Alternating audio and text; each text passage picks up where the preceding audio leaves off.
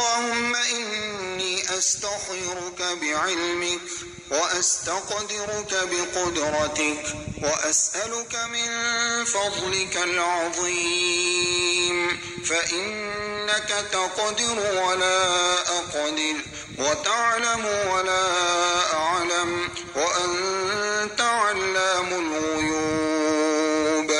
اللهم إن كنت تعلم أن هذا الأمر خير لي في ديني ومعاشي وعاقبة أمري فاقدره لي ويسره لي، ثم بارك لي فيه.